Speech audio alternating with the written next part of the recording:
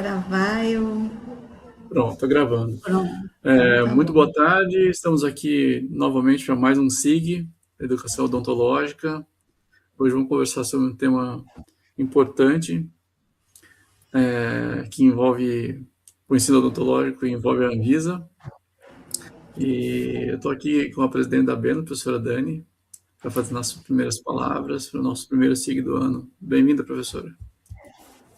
Obrigada, professor Marco. Boa tarde a todos. Obrigada por coordenar essa importante atividade da ABENO. Estamos inaugurando o SIG de 2026 com as ilustres colegas da Anvisa.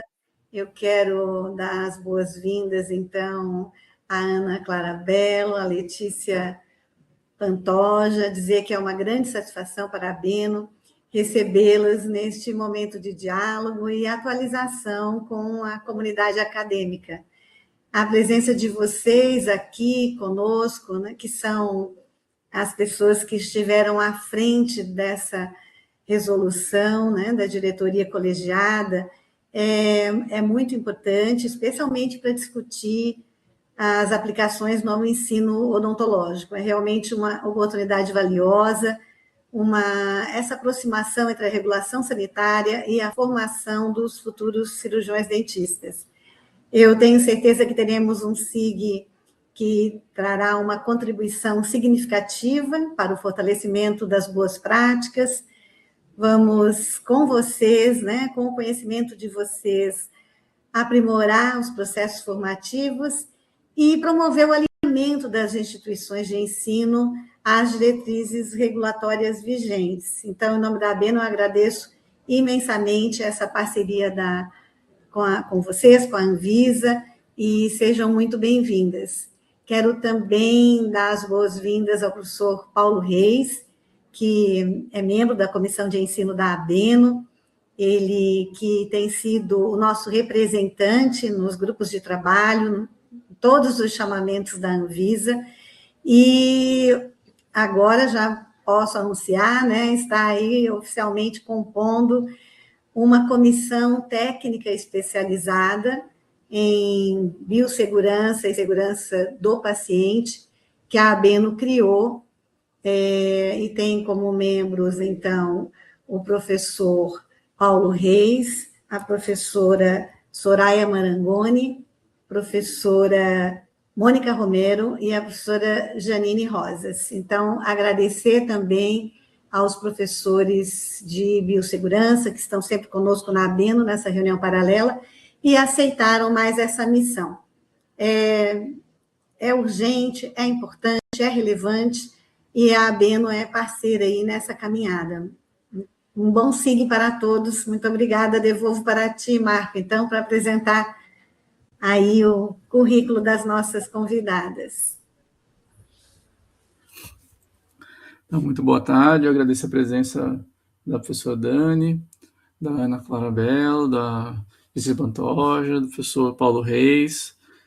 Ana e Letícia, muito obrigado pela presença de vocês, pela participação aqui com a gente, por representar hoje a Anvisa e por ajudar a que todos possamos entender direitinho quais são os impactos das mudanças que estão vindo para frente. Agradeço muito também a presença do professor Paulo, que já foi apresentado pela professora Ana, e é conhecido de todos, né, Paulo? Muito obrigado pela essa representação aqui. Eu sei que vocês estão planejando já essa reunião faz um tempo, já combinaram bastante coisa interessante. Agradeço muito e desejo a vocês uma ótima apresentação. Eu estou aqui com o chat aberto. Se vocês quiserem que eu já faça as perguntas no momento que as perguntas forem feitas, a gente pode combinar agora, senão eu posso fazer as perguntas todas ao final. Quem estiver apresentando provavelmente não vai estar vendo as perguntas. Se o professor Paulo, ou a Ana, ou a Letícia quiserem também participar respondendo alguma coisa rápida pelo chat, enquanto o outro estiver falando, fique à vontade, que vocês decidem como a coisa funciona. Quem manda é o apresentador. Pelo que a gente estava conversando antes, Letícia começa, certo, Letícia? Se você quiser começar a fazer a apresentação da sua tela, A gente já vê Tá se está joia. funcionando direitinho. Ana, quando você precisar, você me fala, que eu apresento a sua daqui do meu computador. Paulo, não sei se você está com alguma coisa para apresentar. Se tiver, é só me falar que eu passo a apresentação para você. Letícia já está como apresentadora. Uma ótima palestra para vocês. Tá Muito joia. obrigado. Obrigada. Não sei se o Dr. Paulo vai querer apresentar antes, professor Paulo. Tem alguma apresentação antes da minha? Não temos, eu só quero agradecer mesmo a disponibilidade de vocês. São nossas colegas cirurgiões dentistas, especialistas, né, em regulação e vigilância, que a gente está há algum tempo, já mais ou menos um ano, acompanhando, né, esse desafio que foi elaborar, né, essa RDC, e foi de uma forma bem democrática, com consulta pública. Então a gente fica muito feliz, né, de poder ver esse avanço da odontologia e que, como eu falei, já falei para vocês, né, pessoalmente, assim, que é um momento histórico, é um marco, e a gente tem que aproveitar para a gente avançar, né, avançar na qualificação da assistência odontológica, e a formação, ela pode resolver muita coisa, né, Letícia, né, Ana? Então eu acho que a Abeno, que sempre está atenta a esses movimentos, né? Então a gente tem realmente esse grupo de biossegurança que é muito ativo, e a gente já está planejando muitas atividades e acompanhando, né, o que vocês também demandam para a gente. A gente vai estar nessa comissão técnica, né, de segurança do paciente, e eu acho que a grande mudança vai ser realmente a gente se preocupar agora mais nesse gerenciamento de risco, mais na segurança que a odontologia, né, que sempre se preocupou, mas agora de uma forma mais intencional, né, com a política, com a resolução, e esse é o momento para a gente avançar nessa questão. Tá joia. Pode ficar à vontade, Letícia, para a apresentação. Obrigada, então, pelas palavras. Eu já compartilhei aqui a minha tela. Se vocês já estiverem vendo, só me avisem, porque aí eu já vou começar. E enquanto vai aparecendo aí a tela, eu queria aproveitar para agradecer o convite, né, não só no meu nome, mas no nome da Gerência de Regulamentação e Controle Sanitário em Serviços de Saúde da Anvisa, que é a área aqui da GGTES, né, que é a Gerência Geral de Tecnologia em Serviços de Saúde, da qual eu faço parte, né? Para mim, pessoalmente, enquanto cirurgiã dentista, enquanto acadêmica, porque eu ainda tenho alguma ligação com a academia, é uma honra, né, poder estar conversando com professores que a gente admira, que a gente respeita, com quem a gente aprendeu muito, né, durante essa construção da RDC. Então, é realmente uma honra e é uma felicidade ver a Abeno como uma parceira nesse momento, né, nesse desafio que a gente tem de implementar um gerenciamento do risco eficiente na assistência odontológica, né? E aí, nesse caso, focado nas instituições de ensino. Então, realmente é uma honra e uma felicidade para mim. Né, eu sei que alguns já viram, né, algumas vezes, alguns slides que eu vou mostrar, mas eu acho que é importante repetir, porque talvez essa apresentação chegue para outros professores que ainda não tiveram esse momento, né, de parar, pensar no gerenciamento, onde está o risco, qual o impacto desse risco para o paciente, para a instituição de ensino, né? Então, alguns slides podem ser repetidos para alguns. Já vem a minha tela, né? Direitinho, tudo certinho. Certo. Então, de onde que vem a nossa necessidade, né, de gerenciar o risco na odontologia? Né? De onde vem? Ela está implícita no fornecimento de qualquer serviço de saúde, né? Essa necessidade de gerenciar o risco é porque o risco, ele faz parte da oferta de serviços de saúde, e a assistência odontológica não fica de fora. Então, sempre que a gente for ofertar assistência odontológica, seja ela dentro de um consultório particular ou de uma instituição de ensino, a gente está prestando um serviço de saúde e o risco está implícito, então, nessa assistência. Então, sabendo que esse risco ele é sempre presente, que a gente não pode eliminar, a gente não tem como eliminar esse risco, a gente tem que pensar sempre na necessidade de reduzir esse risco ao máximo, né? Sempre que a gente puder, a gente tem que reduzir esse risco ao máximo. E, além disso, a gente precisa olhar para o risco não com uma característica de probabilidade. Então a gente brinca, né, para brincar aí com a endodontia do professor Paulo, que um paciente não sai de casa para fazer uma endo numa instituição de ensino, ainda que com um aluno, e sai disposto a beber um golinho de hipoclorito, porque extravasou lá na hora da irrigação. Então não é provável que isso aconteça, mas é possível, existe a possibilidade de acontecer. Não é provável que a gente frature uma lima dentro de um conduto, mas é possível que isso possa acontecer. E é por isso que a gente, implicitamente na odontologia, já pratica um pouco de gerenciamento do risco.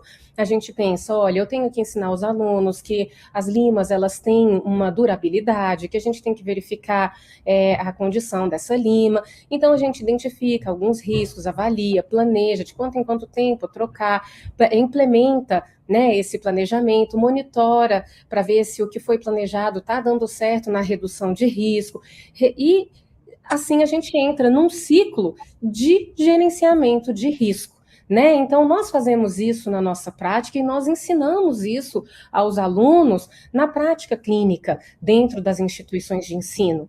Né?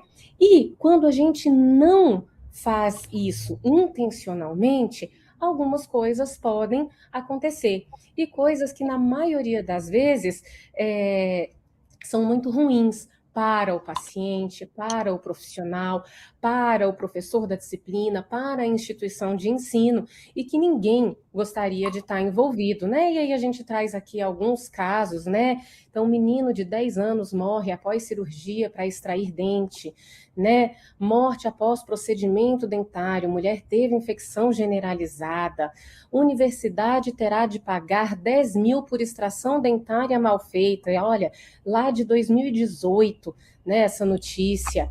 Homem morre após realizar canal dentário clínico odontológica, esse caso bem recente agora, no finalzinho de 2025, não necessariamente ligado ao procedimento odontológico, mas a choque anafilático de anestesia, que todo paciente, né, está sujeito. Faculdade de Odontologia é condenada a indenizar paciente em 15 mil, né? Então, também aí, para a instituição. Clínica Escola de Odontologia é interditada pela Anvisa, né? E o estabelecimento poderia ser multado em até 50 mil reais, e um caso bastante antigo. E aqui, propositalmente, eu escondi o nome da cidade, porque a intenção, quando a gente traz esses casos, quando a gente chama a atenção disso, nunca é expor o profissional, expor a faculdade, a escola.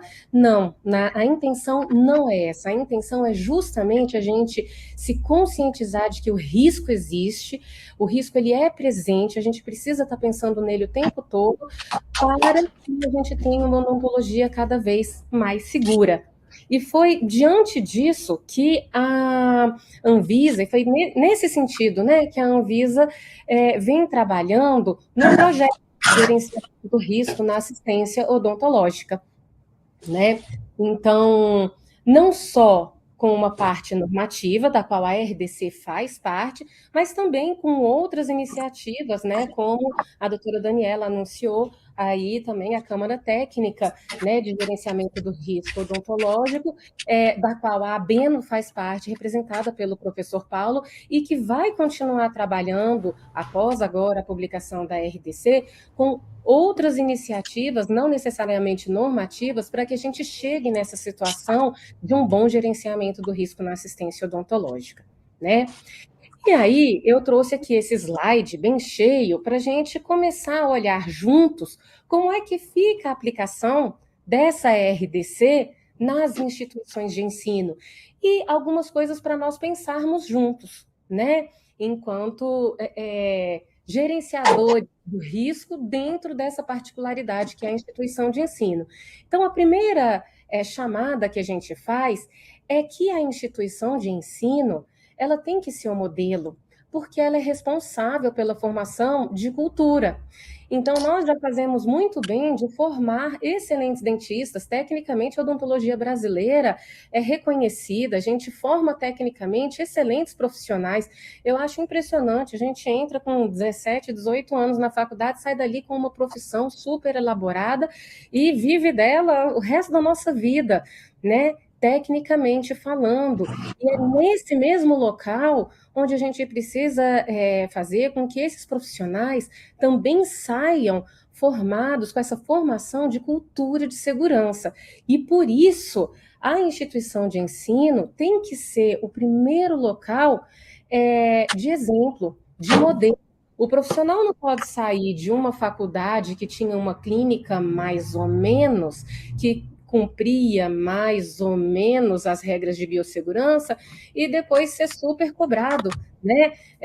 Numa situação de um consultório particular para não infectar seu paciente, é na escola que ele precisa aprender isso, é na formação dele. Então, o peso que a gente tem nas instituições de ensino, ele é grande, a responsabilidade de ser um modelo é grande, né? Mas vamos pensar em outras coisas que a gente também tem ligadas, né, à instituição de ensino e à aplicação. A primeira que eu trago delas são os fundamentos e a natureza jurídica, né, das instituições de ensino superior em odontologia. Então, primeiramente, elas são instituições de ensino regidas, né, pelo Conselho, no caso das instituições de ensino na área da saúde, regidas na sua parte de estrutura para aplicação do campo prático pelo Conselho Nacional de Saúde, né, e pelo MEC, né, a Comissão de Estudos, né, de Ensino Superior, né, mas ela não deixa de ter o status de um estabelecimento assistencial de saúde. A clínica escola, ela é um estabelecimento de saúde, ela precisa cumprir as normas de serviços de saúde, né, e ela pode ser fiscalizada também, enquanto um serviço de saúde, não apenas como uma escola, né? Para além disso, a gente tem que pensar que a gente, nas instituições de ensino, quando a gente fala IAS, né, de um modo geral, a gente tem diferentes modelos presentes aí no nosso país, né? É muito diferente a gente pensar numa clínica escola, de uma faculdade pequena, de uma instituição de ensino, às vezes que só tem até mesmo a odontologia, e pensar, às vezes, num hospital escola onde aquela clínica odontológica está inserida. E isso faz diferença na hora da gente desenhar os nossos processos, né, de trabalho que envolvem uma clínica. Então, por exemplo, na parte de esterilização. Se eu estou dentro de um hospital, eu posso ter uma esterilização centralizada, né? E eu vou ter um pedaço do processo, às vezes feito no ponto de atendimento, outro pedaço feito em outro setor. Como é que isso vai ser desenhado? Qual é a rastreabilidade? Como é que fica? Ah, não, eu estou dentro de uma clínica escola, o meu serviço de processamento, ele funciona apenas para a minha clínica, então eu tenho um outro processo de trabalho, os meus alunos estão envolvidos no processamento, eles não estão envolvidos no processamento, esse processamento é todo terceirizado, né? Então, a gente vai precisar, na hora de aplicar essa RDC, pensar que a gente vai ter diferentes modelos, né? E que a aplicação vai ser diferente para cada um deles, né? Em terceiro lugar, a gente precisa pensar que na base, quando a gente faz a norma, a gente pensa no risco coletivo, né? E que prioriza essa relação entre o processo e a estrutura. Então, quando a gente pensa no risco coletivo, a gente pensa no risco para o paciente, no risco para os alunos, no risco para os professores, para o pessoal da escola, né? Então, e quando a gente está num atendimento coletivo, esse risco, ele se vê ampliado, né? Ou ele se vê a gente vê que esse risco ele pode ser um pouco mais complexo, na verdade não necessariamente maior, mas mais complexo de ser gerido. E aí a gente precisa pensar como os processos e as estruturas vão nos ajudar a gerenciar esse risco que é coletivo, que é, né, um pouquinho ampliado. Né? E para tudo isso, para a gente, pensando em tudo isso, a gente tem que fazer um planejamento para adequar o que a gente tem hoje como escola, e a gente tem escolas muito antigas, de períodos onde a gente não tinha nenhuma normativa, né? para o momento atual, pós-pandemia, que a gente tem muitos estudos, que a gente tem uma clareza maior, e a gente vai ter que passar por adequação. E essa adequação, ela vai precisar de um planejamento. E algumas adequações, a gente está ciente que elas não vão ocorrer assim, ó, de uma hora para outra, né? E esse planejamento, então, ele tem que levar em conta um eixo de atuação com 3 fases aí, a parte estrutural, a parte dos processos e a parte educacional para a internalização da cultura. Porque se a gente só adaptar a estrutura e falar, tá bom, agora eu tenho que ter box, não sei o que, esse número de pias, tudo, e não tiver um processo adequado, e não tiver a cultura de segurança internalizada na escola, não adianta, a estrutura sozinha não vai fazer um bom gerenciamento de risco. Então, esse planejamento é muito maior do que dos professores da disciplina de biossegurança. Ele é muito maior do que do professor, do diretor da clínica, né? Ele é maior, ele tem que ser maior. E aí eu estou dando spoiler do próximo slide, porque no próximo slide a gente vai ver de quem é essa responsabilidade. Mas para entender isso, a gente precisa entender, então, a lógica e algumas características da norma. Então, a gente tem a lógica, que é o deslocamento do foco em requisitos puramente estruturais, embora eu saiba, até por contato com vocês, que muitos coordenadores de cursos e professores estão preocupados, e com razão, com as adequações estruturais, porque elas demandam tempo, elas demandam dinheiro, elas impactam nos projetos, né, das escolas. Então, a gente sabe, a gente não está negligenciando, né, ou não enxergando esses impactos, mas a RDC, ela traz esse deslocamento do foco em requisitos puramente estruturais para o foco nos processos e nos resultados em segurança do paciente. E então, ela traz algumas características. A primeira dela, a questão da responsabilização e da governança do risco. Então, reconheço que tenho risco, como eu vou gerir esse risco, e a escola tem que ter a governança desse risco, não só adaptando a estrutura, né? E existe um responsável por essa governança do risco. Que a abordagem seja feita por processo. Eu preciso primeiro pensar no processo antes de definir a estrutura.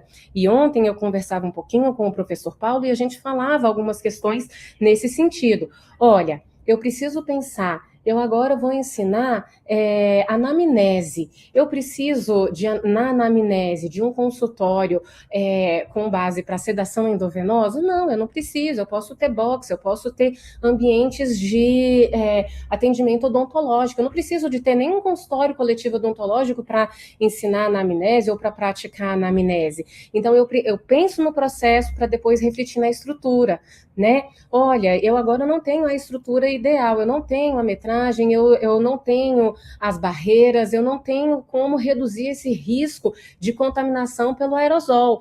Mas será que eu posso dividir a turma em 2? Uma parte faz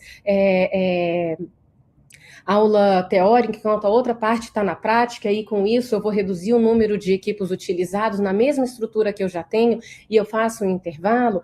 Ou será que eu posso fazer, como eu vi outro dia, uma proposta e achei muito interessante, com clínicas que eram 2 linhas de boxe, e como eles não iam conseguir atingir a metragem, eles colocaram os atendimentos geradores de aerosol em diagonal e as anamneses sem procedimento na outra diagonal, fazendo um zigue-zague, de forma que eu tinha, então, a distância entre 2 focos geradores de aerosol, reduzindo a contaminação ao máximo, como a gente vê nos estudos clínicos, sem ter que fazer necessariamente uma adaptação estrutural na clínica, mas uma adaptação do processo, né? Ah, não, eu vou internalizar agora o ensino de harmonização orofacial, e para isso eu vou fazer sedação inalatória e vou ensinar os alunos a fazerem sedação inalatória nos pacientes que vão fazer harmonização. Ora, eu posso fazer a geração de gases inalatórios, né, gases anestésicos, num ambiente coletivo? Olha, não dá para fazer num ambiente coletivo, eu preciso de um ambiente reduzido com exaustão, então eu posso ter para os alunos que forem fazer esse tipo de procedimento, um ambiente separado que não precisa ser um consultório coletivo. Então, é pensar primeiro no processo de ensino, naquilo que a prática vai exigir, para depois adequar a estrutura. A questão da documentação, da rastreabilidade, da padronização que garantem uma governança do risco extremamente presente na norma e de responsabilidade do responsável técnico perante a vigilância sanitária, a gente pode falar mais sobre isso, né? Notificação e uso de dados de eventos adversos que acontecem nas escolas para gerenciamento do risco, identificação dos riscos e gerenciamento, integração com políticas de segurança do paciente e qualidade dos serviços de saúde que se aplicam às escolas, né? Então, de quem é essa responsabilidade pelo gerenciamento do risco na clínica escola? Ela é do coordenador do curso? Será que alguma coisa talvez recaia, né, sobre o coordenador do curso? Ou ela é do diretor da clínica, ela é restrita ao espaço de assistência, né, que a gente vai ter? Ou então não, será que ela é do professor de cada disciplina que vai usar a clínica? Ah, se eu sou professor de endo, vou usar a clínica, agora essa responsabilidade aqui é minha, né? Ah, não estou mais aqui, a responsabilidade não é minha mais. Ou é do professor de biossegurança que vai pegar tudo para si e vai fazer acontecer? A gente não tem essa resposta, a RDC, ela não determina, mas a norma, ela dá um norte. Ela pede que todo serviço, inclusive uma clínica escola, tenha um responsável técnico perante a vigilância sanitária. Esse responsável técnico, ele responde para a vigilância sanitária e ele não depende necessariamente daquele certificado emitido pelo CRO de responsável técnico. Ele é constituído perante a vigilância sanitária. E a maior responsabilidade desse responsável técnico é exatamente definir, na série de documentos de boas práticas de funcionamento, quais são os processos daquela escola, daquela clínica, né? E quais são os planos que compõem o gerenciamento de risco para dar conta daqueles processos.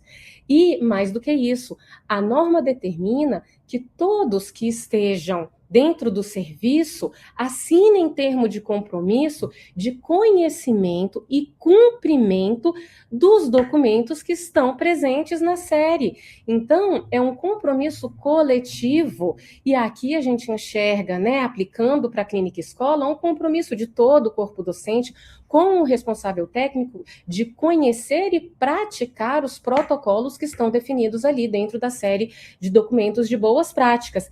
E ontem também, fazendo esse raciocínio em conjunto, nós chegamos, e por que não extensível, disponível aos alunos, para que eles conheçam desde sempre todos os protocolos que devem ser seguidos, não só os protocolos clínicos, mas todos os protocolos de segurança do paciente, de gerenciamento de tecnologias, de gerenciamento de resíduos.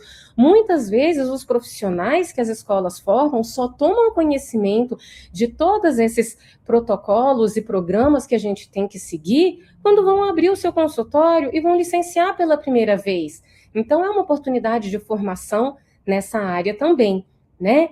Então, a responsabilidade, nós enxergamos que ela é conjunta, né? E só assim a gente vai ter realmente um gerenciamento do risco eficiente e uma odontologia que tenha a cultura de segurança do paciente.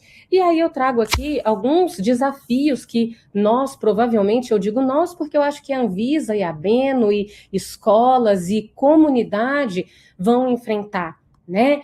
Então, o primeiro desafio a gente já está começando a enfrentar, são as orientações, e aqui a gente enxerga, né, uma boa parceria entre a Beno e a Anvisa. Será que vamos conseguir construir guias, checklists de orientação às escolas? Será que a gente não pode promover outros encontros como esse, mais temáticos, para discutir todas aquelas perguntas que vocês nos enviaram e que foram recebidas, e a gente vai incorporar no próximo pergunta e resposta que a gente estiver fazendo, né? Então, são possibilidades que a gente enxerga já para enfrentar esse desafio das orientações, de ter um desafio, de ter um planejamento para essas adequações, né? Fazer um levantamento de necessidades e ter criatividade nas soluções, né? Então, buscar soluções que não sejam apenas financeiras, porque a gente sabe que o impacto financeiro ele pode ser grande. Então, a gente pensar um pouquinho fora da caixinha, como essa faculdade que me trouxe essa possibilidade, me perguntou essa possibilidade do zigue-zague de atendimento e olhando para o lado do risco, plenamente possível. Cumpre ao pé da letra a norma? Não cumpre, mas o que a gente está preferindo é gerenciar o risco. E esse vai representar um novo desafio, que é junto à Visa local, porque nós estamos aqui em nível federal, com uma norma em nível federal, mas as escolas respondem à vigilância sanitária local. Então, uma alternativa para enfrentar esse desafio é formar uma parceria com a Visa local, e podem nos acionar, porque nós somos coordenadores do Sistema Nacional de Vigilância Sanitária e às vezes a gente pode ajudar a fazer essa ponte, porque às vezes a vigilância sanitária junto com a escola pode enxergar um prazo de adequação diferenciado. Vamos passar por esse momento enquanto estivermos fazendo, vamos adequar os nossos processos enquanto estivermos adequando as nossas estruturas.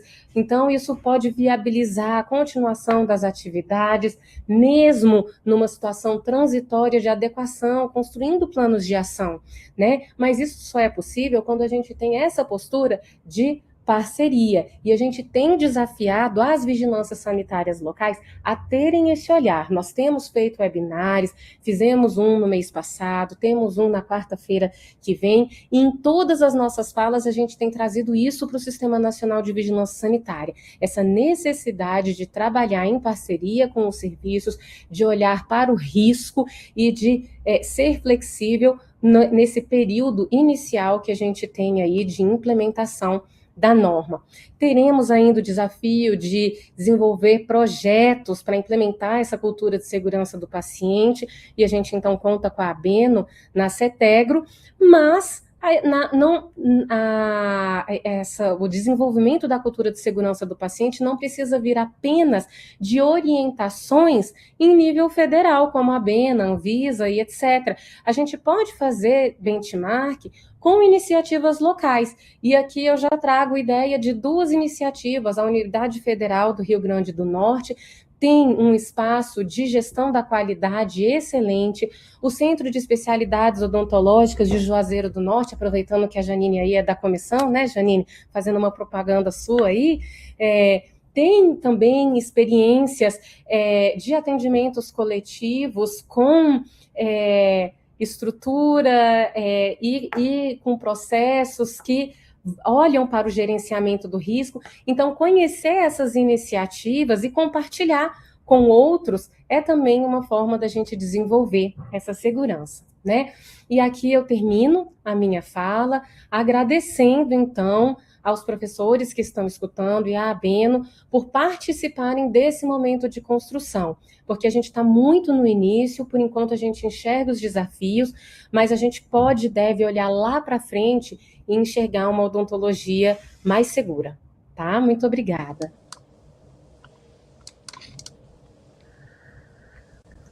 Obrigado, professora. Vamos continuar, então, agora Ana ou Paulo? Ana pode fazer a apresentação. Tá joia. Marco, preciso da sua ajuda. Eu tentei compartilhar, não sei. Se você quiser que eu tentar aqui, também eu posso tentar novamente, só uma vez, rapidamente. Tudo bem, quer tentar? Vamos lá.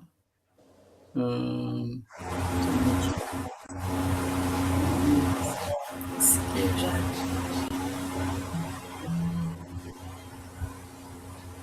Ana, deixa eu passo aqui mesmo, acho que vai ser mais fácil. Não, pronto. Então, aproveitar enquanto o Marco vai compartilhar. Eu queria agradecer mais uma vez o convite da doutora Daniela, agradecer ao doutor Paulo também, porque a gente entende o papel fundamental, né, e dessa parceria, e a ABENO tem sido muito parceira desde o início, no sentido da construção que a Letícia se referiu, né, da nossa norma. A gente tem tratado dessa forma, né, ela trouxe aspectos mais práticos, mas, assim, tem um ponto muito importante, né, que é ligado diretamente à questão da educação, que é a segurança do paciente. Então, vou abordar um pouquinho agora. Pode passar, Marco, por favor. Não sei se você consegue. Pode passar. Então, a gente tem visto, né, a veiculação, né, e a disseminação de várias informações acerca de eventos adversos ocorridos na assistência odontológica. A gente vê que a mídia, né, ela faz essa veiculação de impacto, né, são eventos de grande magnitude, que muitas vezes deixam sequelas nas pessoas e também levam a óbito. Só que a gente vê o seguinte, que a literatura tem trazido que tem aumentado o número, né, da ocorrência de eventos adversos. Pode passar, por favor. E esses eventos têm sido levados, né, ao PROCON, né, ao judiciário, e eu queria passar, né? Então, só um minutinho, Paulo, Marcos, só um minutinho, volta lá. Então, o que ocorre? Quando eles têm essa veiculação, eles não recebem o tratamento adequado, porque a ocorrência de um evento adverso, ele tem, né, causas definidas, ele tem fatores que contribuíram para a sua ocorrência, então eles precisam ser tratados como tal. E quando a gente pensa na questão do gerenciamento de risco, a gente começou a estudar, né, a questão do gerenciamento de risco na assistência odontológica, o que a gente vê aqui, a gente tem uma odontologia de qualidade, né, que é referência internacional, temos a melhor faculdade de odontologia do mundo, que é a faculdade da USP, mas a gente tem alguns problemas, né, nessa percepção de risco, percepção de qualidade também. Então, até o momento, a gente sabe que o Programa Nacional de Segurança do Paciente ele foi instituído em 2013, mas nós temos ainda uma literatura escassa sobre a ocorrência desses eventos adversos e a adoção de práticas de segurança nos serviços que prestam assistência odontológica, incluindo as universidades, né? Muitas vezes a gente tem a publicação de alguns artigos, a gente vê que são ainda pontos isolados, né? São pontuais, geralmente tem algum professor que se interessa pelo tema, então os alunos começam a produzir evidências relacionadas a isso. E a gente vê que a nossa formação ainda é tecnicista, né? Extremamente tecnicista, então quando a gente relaciona a questão da qualidade, a qualidade do meu procedimento, né, do equipamento que eu utilizo, mas a qualidade ela é um conceito complexo, né, que é trazido pela OMS como 7 dimensões, com 7 dimensões, entre uma delas é a segurança. Pode passar. Marco, acho que travou. Então, além disso, nós vemos que há, né, a realização de novos procedimentos, como os procedimentos estéticos, utilização de novas tecnologias, ambientes de atuação, nós vemos que a odontologia ela se expandiu, né, para assistência domiciliar, dentre outros ambientes, no ambiente hospitalar, mas que esses fatores, eles aumentam o risco, né, para a segurança do paciente. Pode passar. O enfoque também ainda é inadequado para essa gestão do risco, muitas vezes associando a qualidade técnica e muitas vezes também temos a publicação, né, os guias que estão publicados, eles estão focando na questão da qualificação e acreditação de serviços. Não é ruim, gente, mas nós precisamos entender que o gerenciamento de risco é para todos, né? Independente de estar credenciado, nós temos riscos, né, relacionados a essa assistência que é prestada. E independente se o serviço ele é uma clínica, um consultório isolado, uma instituição de ensino, desde que haja a prestação do cuidado, a gente tem riscos associados que devem ser gerenciados. Pode passar. Então, temos ainda também a necessidade de elaboração de ações e estratégias para o envolvimento do meu paciente, né, no cuidado prestado. Pode passar. E também a necessidade de implementação de uma cultura de segurança e gestão de qualidade na assistência odontológica. Pode passar o próximo, por favor. Então, eu gosto muito desse conceito que está lá, né, além do conceito acadêmico, né, do gerenciamento de risco, a portaria 529, né, que instituiu o Programa Nacional de Segurança do Paciente, ela traz a gestão de risco como uma aplicação sistêmica e contínua de iniciativas, procedimentos, condutas, recursos, na avaliação e controle de riscos e eventos adversos que afetam a segurança, saúde humana, integridade profissional, meio ambiente e imagem institucional. Então, é um conceito bastante amplo, e aí eu foco nessa questão de ser uma aplicação sistêmica e contínua, entendendo, né, que a gente está começando, né, a desenvolver essa cultura de segurança. E também, especialmente nas instituições de ensino, como a Letícia já colocou, que a gente acredita que vai dar esse start, né, esse mudar de chave, para que os profissionais eles comecem, né, a ter contato com esses conhecimentos ainda na graduação. Porque aí, quando chegar lá na frente, ele já vai estar habituado, né? E já vai saber do que se trata, já vai se apropriar dos conhecimentos, e vai ser uma coisa natural, né? Que ele sabe que eu estou prestando cuidado, eu preciso gerenciar os riscos, então eu não posso negligenciar de maneira nenhuma. Isso tem que estar de forma entranhada, né, nas nossas ações. Pode passar, por favor. Então, aí a gente traz, né, a questão da cultura do aprendizado. Quando eu falei para vocês, o tratamento adequado dessa ocorrência dos eventos adversos. Então, partindo do princípio que nós somos seres humanos, quando temos um diploma, somos seres humanos com diploma, mas que ainda temos uma propensão a errar, né? E por isso a gente precisa nos cercar de estratégias, né, de barreiras de segurança que previnam a ocorrência desse dano.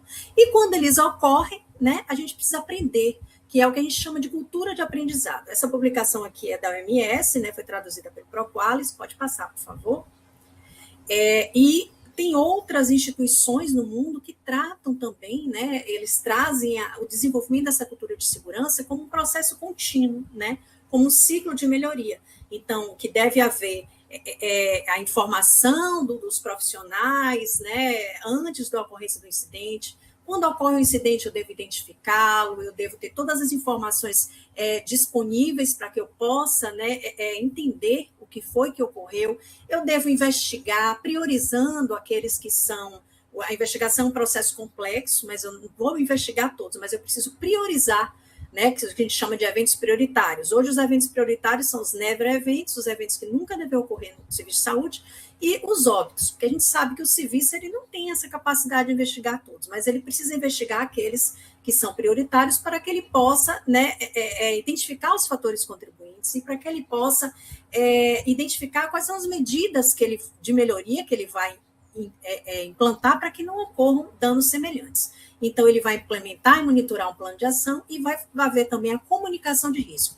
A comunicação. Ontem a gente estava conversando com o professor Paulo a importância, né, da participação do aluno, de ter essa percepção do risco e o que fazer, né, e participar de todo esse processo, que são também atribuições, né, do núcleo de segurança do paciente dentro do serviço, que é fazer esse apoio, fazer essa ponte, essa comunicação entre os profissionais e, no caso dos serviços, toda a comunidade, no caso dos serviços que estão nas instituições de ensino, toda a comunidade acadêmica. Pode passar, por favor. Então, todos têm que estar falando a mesma língua, né? E aí a gente traz essa percepção de risco, a percepção dessa vulnerabilidade do profissional que deve estar, né, sendo trabalhada desde a graduação. Olha, você tem propensão a errar. Então, não adianta ter essa postura, né, de super-herói, de deter todo o conhecimento, que não é livre de falhas, porque isso não vai ocorrer. Então, enquanto a gente tiver essa postura e sentir vergonha ou sentir qualquer medo de retaliação por uma notificação, a gente não consegue avançar, né? Então, pode passar rapidinho. Então, a gente traz esse desenvolvimento da cultura de segurança enquanto um processo contínuo, um processo que tem que ter a participação de todos os profissionais, de toda a comunidade acadêmica, desde o pessoal que lá faz, o profissional que está fazendo a limpeza, todos têm que saber. Porque, por exemplo, se ele está fazendo a limpeza, ele não tem percepção de segurança, ele não sabe por que ele está colocando ali aquele aviso que o piso está escorregadio. Aí um dia o paciente cai, e aí fica aquela sensação ruim, né? Aquele sentimento de culpa, mas Se ele soubesse, será que se ele soubesse a importância de estar colocando aquele aviso ali, né, aquela sinalização amarela, né, de risco de queda, será que ele não estaria prevenindo? Ele estaria junto, né, com os profissionais, com os alunos, com os professores e alunos, também atuando para uma assistência mais segura? Então, a gente tem que sempre pensar nessa questão e pensar que a gente deve envolver todos, né? Todos ali que atuam naquele cuidado em saúde. Pode passar.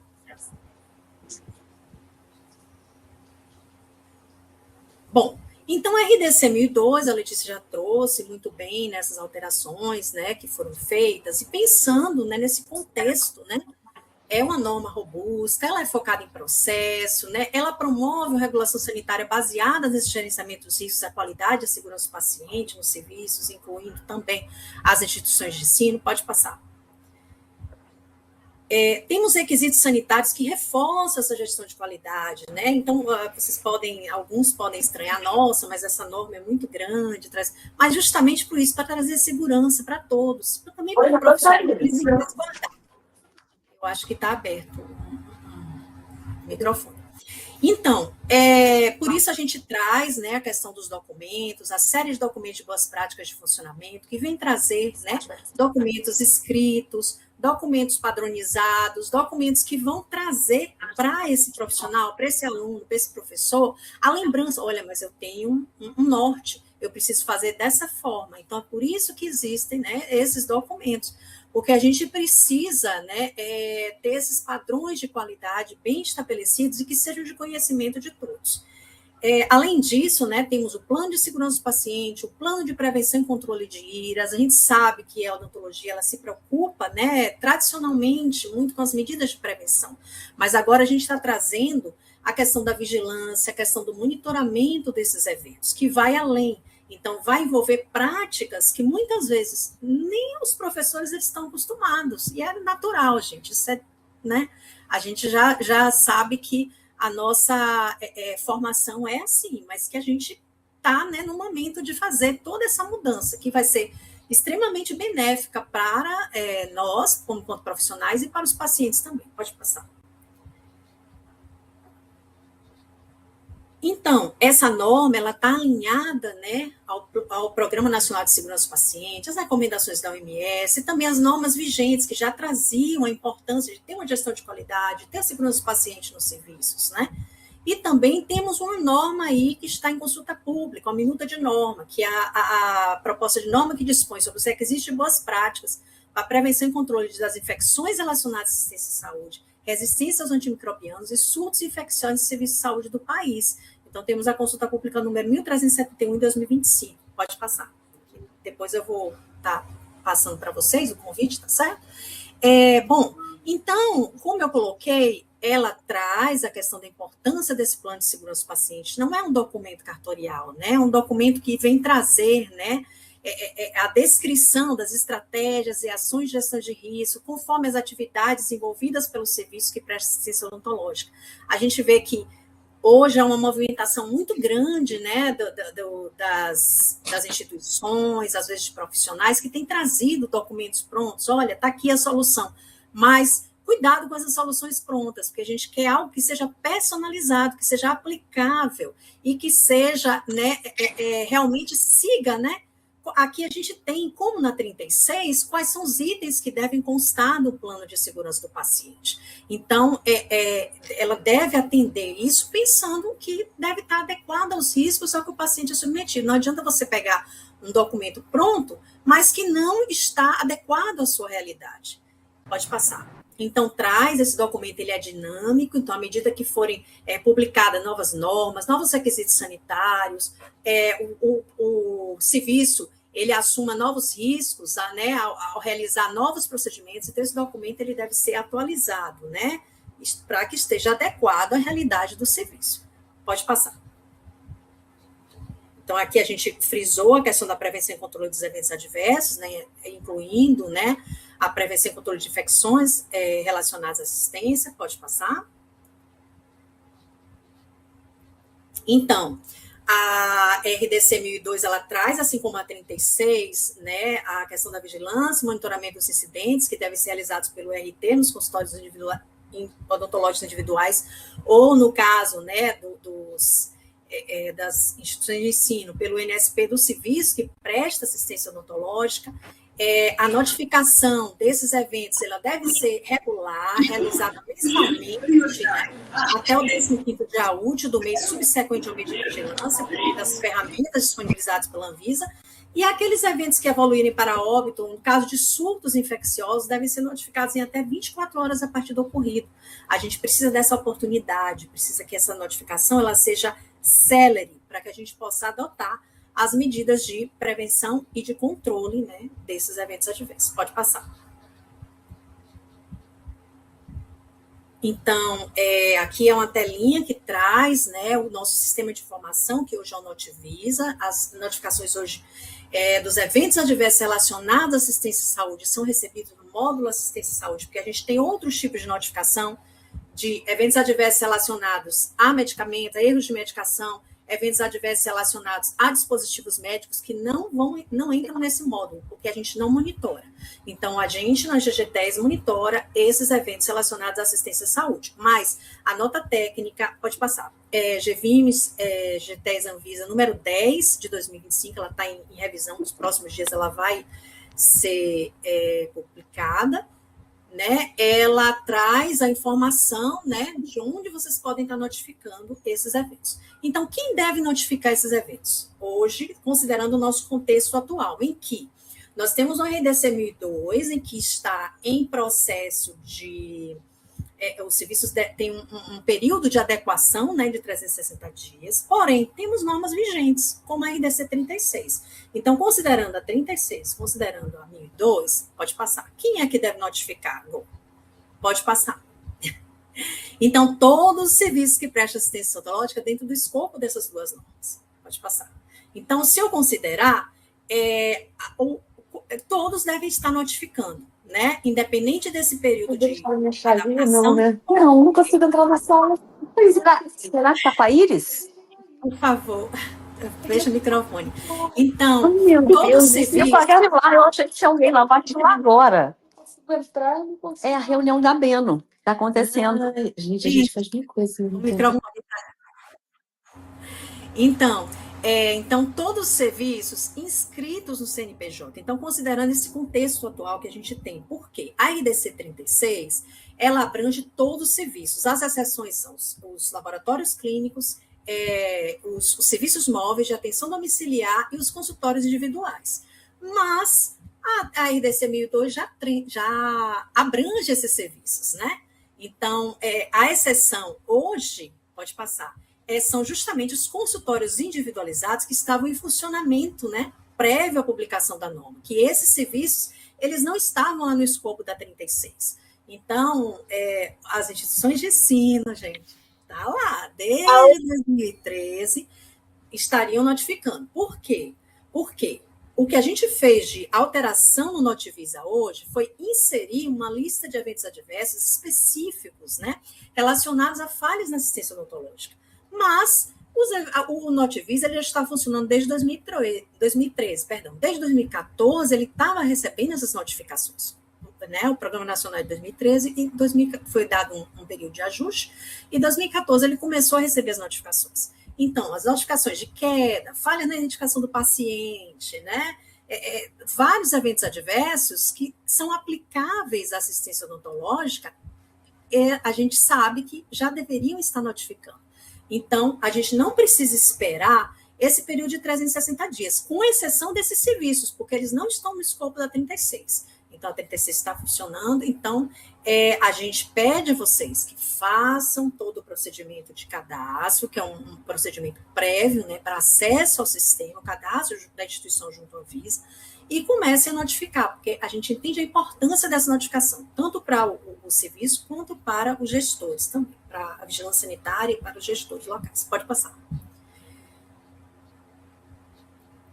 Então, e aqui tá, todas as orientações estão, né, descritas na nota técnica, né, de Anvisa número 10 de 2025, que traz orientações para a notificação nacional dos incidentes para eventos adversos relacionados à assistência odontológica. Pode passar. Por que notificar? Próximo. Então, eu preciso notificar para identificar os riscos potenciais, né? Então, eu preciso entender o que está acontecendo no meu serviço, para que eu possa tomar medidas que sejam efetivas, né? Medidas que sejam assertivas em tratar esse risco. Então, eu preciso identificar, eu preciso, com essas notificações, eu posso promover a melhoria contínua dos meus processos de trabalho, identificando, né, quais são os problemas, quais são as necessidades de ajustes. Eu crio uma cultura de investigação e aprendizado com as falhas, e também eu subsidio a tomada de decisão dos gestores locais. Pode passar. Como é o tratamento dessas notificações hoje? Então, é um ponto muito importante, né, que a gente tem frisado, é que a Anvisa ela não tem interesse algum, nem a Anvisa, nem o SNVS, que tem, né, o acesso a esses dados para que ele possa gerir, né, de maneira mais efetiva. Não são publicados dados, pode passar, não são publicados dados individuais, né, apenas análise do agregado das informações. Então, a gente não tem interesse nenhum em expor o serviço, né, em punir o serviço de maneira nenhuma, porque a notificação regular é algo que a gente tem até listas de notificação regular dos serviços dos hospitais, porque é uma característica que é totalmente favorável, né, que é louvável, porque o serviço ele está se mobilizando para que ele possa entender o seu contexto de risco. Tá? E está criando evidências para que ele possa agir. Pode passar. E também subsidiar a Anvisa, né? Quais são os serviços odontológicos que devem notificar os incidentes relacionados à falha de assistência odontológica? Pode passar. Então, a gente teve aqui, em 2025, né, a atualização do sistema de informação com a publicação do guia, esse guia que vocês estão vendo aí, e aí tivemos essa atualização desse campo, em que serviço de saúde ocorreu o incidente, evento adverso, de que unidade ocorreu o incidente. Então, foi esmiuçado, né, as unidades do hospital, tivemos aqui também no centro de saúde, temos aqui os serviços de odontologia que não existiam no caso, né, mas havia a possibilidade de que esses serviços eles estivessem notificando, né, nos ambulatórios, clínicas, já existiam alguns condições em que ele se enquadrava. Trouxemos também, né, teleatendimento, serviços de estética, dentre outros. Então, trazendo aqui a possibilidade do serviço que ele faça essa leitura e veja onde ele se adequa, né? Pode passar. Pode passar? Então, a gente tem aqui, né, aqui é uma lista, né, dos tipos de eventos adversos, né, que são aplicáveis também à assistência odontológica. A gente buscou, né, trazer o destaque aí, em vez de todos que se aplicam. A gente não destacou broncoaspiração, pode passar, porque broncoaspiração e aspiração, eles são comumente associados na literatura à maioria dos procedimentos realizados, né, nos procedimentos odontológicos. Então, por isso, a gente trouxe a importância desse evento, está lá na nossa lista específica. Pode passar? Então, temos aqui os incidentes relacionados à assistência à saúde, também foi incluído, né, pode passar, a questão da busca do serviço de saúde, né, o procedimento estético, considerando, né, essa nossa conjuntura, em que o paciente muitas vezes pode passar, Marco, ele vai procurar o serviço com esse intuito de realizar um procedimento estético. Esse procedimento ele pode ocorrer vários tipos de eventos adversos, então a gente não poderia colocar numa categoria específica, né? Mas temos a busca e temos lá também aquele filtro, como eu já coloquei para vocês, dos serviços de estética, podem passar. E aqui nós temos também os eventos adversos prioritários, que são os never events, né? Pode passar. São os eventos que nunca devem ocorrer no serviço de saúde. Agora pode passar bastante, Marco. E aí ele vai trazer aqui, né, vários desses eventos, são 30 eventos adversos. Em vermelho a gente destacou, pode passar. Aqueles que são aplicáveis, né, à assistência odontológica, vocês vão ver que é a grande maioria, né?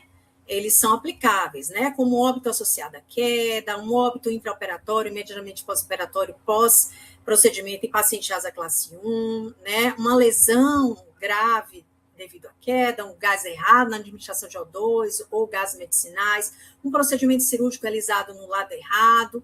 A gente também incluiu nessa lista a exodontia de dente errado, que é um evento adverso que vem sendo monitorado pelo NHS no Reino Unido desde 2018. Pode passar. E aqui nós temos, né, a nossa lista específica, que são os incidentes relacionados a falhas na assistência odontológica propriamente dita. Pode passar. Nós tivemos a colaboração de experts, profissionais que atuam na segurança do paciente, incluindo a doutora Janine Rosas, a doutora Cláudia Correia, a doutora Vanessa Vilaiá, a doutora Tatiane Paranaguá, que atuam na questão de segurança do paciente e também na qualidade, na assistência à saúde. Pode passar. O nosso guia, ele traz essa lista. Pode passar. Um pouquinho cansativo, mas então, dentre esses eventos, a gente destaca, né, comunicação mucosinusal, extravasamento de substâncias químicas, uma fratura de dente, uma fratura de instrumento durante o procedimento, fratura óssea, né, osteonecrose, necrose pulpar, uma perfuração radicular, perfuração de Fuca, um trismo, úlcera, dentre outros. Pode passar, que é essa listinha que vocês estão vendo. Pode passar. E a gente frisa, né, novamente, reforça, né, a importância dessas notificações, o quanto a gente tem avançado de 2014 para cá.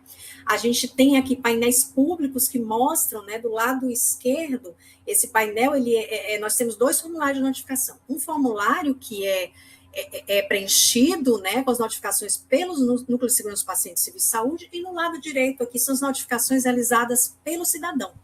Então, a gente vê aqui, né, um caso de sucesso, né, que a gente sempre tem mostrado, que nós temos mais de 2.405.161 notificações. Esse número foi de fevereiro agora, em que a gente vê o quanto a gente tem evoluído nessa questão de cultura de segurança, porque o profissional ele tem entendido que a notificação ela não é uma confissão de culpa, mas ela é um dado que eu preciso para mudar, para fazer uma mudança que seja benéfica para mim, para os meus pacientes, né? Então, isso tem sido algo muito que a gente tem comemorado muito, né? É um trabalho árduo, mas que os serviços eles têm feito essa notificação. A gente precisa avançar ainda nessa notificação pelo cidadão, entendendo que é um público-alvo, né? Que a gente tem uma maior dificuldade de acesso, por isso mesmo, né?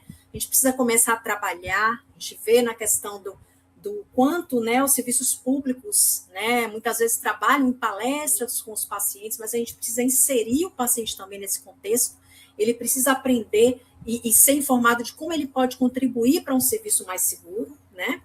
Pode passar.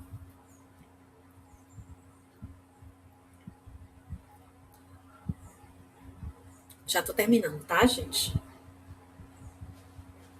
Acho que travou, Marco? Pode passar. Já passou, desculpa. Então, a Anvisa tem monitorado essas notificações junto com a SNVS, pode passar bem rapidinho agora, sabendo que a gente tem fluxos estabelecidos, né, dentro de um documento norteador chamado Plano Integrado para a Gestão Sanitária da Segurança dos Pacientes e Serviços de Saúde 2026-2030.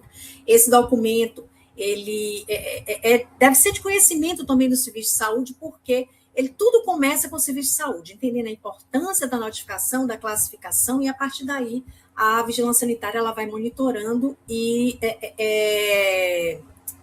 vigiando e monitorando, né, essas notificações. Pode passar?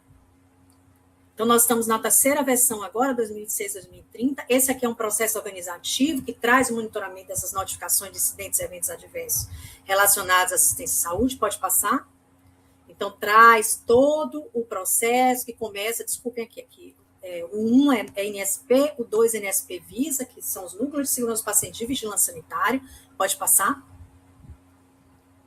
E a Anvisa, no fim desse processo, faz essa comunicação de risco, né, por meio da veiculação, dessa disseminação dessas informações, por meio de várias ferramentas, né, e trazendo, né, uma veiculação mais restrita, por vezes também pública, né? Temos boletins informativos com relatório de dados do Brasil de Estados, relatórios gerenciais, que vão para gestores locais, para o Ministério da Saúde. Pode passar?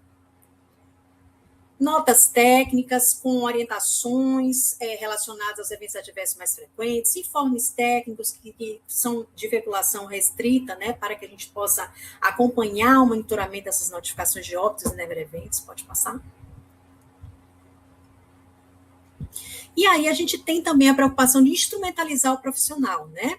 Temos disponível um curso EAD Segurança do Paciente Qualidade de Serviço de Saúde, que foi feito em parceria com a NB e certificado pela ENAP, de carga horária 100 horas, né, composto por 4 módulos, que é para todos os profissionais de saúde. Pode passar. Temos uma série Segurança do Paciente Qualidade de Serviço de Saúde. Aqui eu destaco, né, o caderno 1, que traz assistência segura, uma reflexão teórica aplicada à prática, que traz a teoria. O caderno 5, que traz a investigação dos eventos adversos no serviço de saúde, né, eventos adversos infecciosos. O caderno 6, que trata da implantação do núcleo de segurança do paciente. O caderno 7, ele traz, né, conhecimento sobre a gestão de risco e investigação dos eventos adversos relacionados à assistência de saúde, os eventos adversos não infecciosos, tá? E o caderno 13, pode passar, que é específico, né, para a segurança do paciente e qualidade na assistência odontológica. E ele traz essa lógica, entendendo que a segurança do paciente ela é uma dimensão indissociável da qualidade. Pode passar. Pode passar, mas para que eu possa gerenciar os riscos de maneira efetiva, identificar esses riscos, eu preciso conhecer de qualidade, eu preciso conhecer de ferramentas de qualidade, eu preciso saber o que é como elaborar um protocolo, eu preciso saber o que é um POP. Então, a gente fez esse manual com muito carinho, pensando, né, nesse contexto, né, da assistência odontológica. Pode passar. Então, o material é bastante robusto, que traz 9 capítulos, né, mas a gente está num processo agora de revisão também, né, entendendo agora, né, os novos conceitos trazidos pela norma. Pode passar. Somente o capítulo 8, né, que traz prevenção e controle de infecção. Temos um curso EAD, que é de segurança do paciente e qualidade nos serviços odontológicos, específico, né, para esses serviços. Também está no processo de revisão, principalmente do último módulo, mas ele continua, né, porque ele traz esses conhecimentos, né, para o estudante, para os professores, se quiserem utilizar lá as referências, né, que estão contidas no curso. Pode passar. E também temos a iniciativa de webinar, entendendo, né, que a OMS, né, ela coloca essa importância da complexidade da segurança do paciente, o quanto a gente precisa ter interação com outros atores. Então, a gente tem trazido, né, experts que têm abordado temas que são de relevância para a segurança do paciente, e a gente vai estar agora, a gente tem estreitado essa comunicação, tanto com a Vigilância Sanitária, com vocês também, né, com os parceiros da Câmara Técnica, né, de gerenciamento de risco, para que a gente possa estar divulgando essas iniciativas, né, e fazendo a disseminação desses conhecimentos. Pode passar. Temos materiais também específicos para estímulo ao envolvimento dos pacientes, como guia específico, como posso contribuir para aumentar a segurança do paciente, trazendo, né, todas essas orientações numa linguagem mais aplicada a esse público-alvo. Pode passar. Também temos cartazes, folders, trazendo como o paciente pode contribuir para a minha segurança. Pode passar. E aí, gente, eu concluo aqui trazendo a importância, né, que a gente traz de que o quanto a gente tem pontos a comemorar, mas a gente precisa avançar também, né, nessa odontologia. Porque a gente precisa, como eu já falei, começar a trazer a minha prática, trazer a minha rotina, práticas, muitas vezes que eu não estou habituado, né? Trazer a gestão de qualidade, gerenciar os riscos, a qualidade e segurança do paciente, estabelecer estratégias para desenvolver a cultura de segurança, elaborar e implementar esse plano de segurança, também o plano de prevenção e controle de IRAS, estabelecer medidas que sejam efetivas para prevenir esses eventos adversos, incorporar as práticas de vigilância, monitoramento, notificação e investigação desses incidentes de serviço de saúde, e também estabelecer estratégias para promover a participação do paciente na sua segurança. Eu trouxe isso aqui, foi a gente utilizou essa foto para divulgar o webinar, e que é interessante, eu coloquei aqui justamente para a gente fazer essa provocação, de que às vezes é uma medida simples. Esse paciente está usando óculos de proteção, que não é uma prática, né, que é comum para todos os profissionais, deveria ser, porque nós atuamos, né, lidamos, né, com brocas, com instrumentais, né, e todos esses materiais, instrumentais que a gente usa, há um risco, né, de atingirem o globo ocular desse paciente, já temos casos, né. Então, é uma medida simples e que a gente tem que pensar em todos esses riscos, né? Então, eu deixo essa foto para que a gente lembre desse ponto. Pode passar?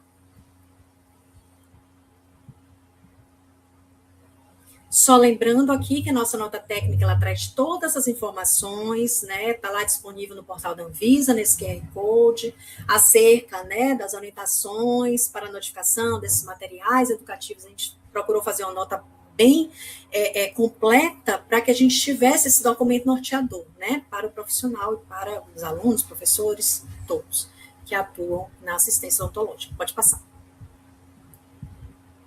E aí, eu deixo o convite aqui para vocês, né, participarem, né, da consulta pública número 1371 de 2025, que está disponível até o dia 1/4, possivelmente a gente vai ampliar esse prazo, que traz uma proposta de resolução da RDC de boas práticas para prevenção e controle das IRAs, que são as infecções relacionadas à assistência à saúde.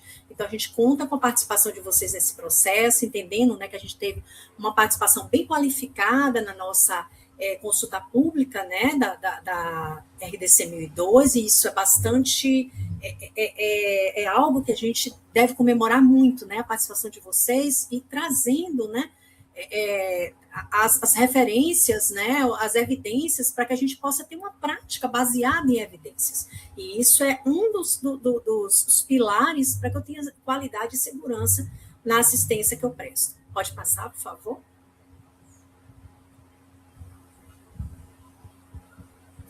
É isso. Então, muito obrigada pela atenção.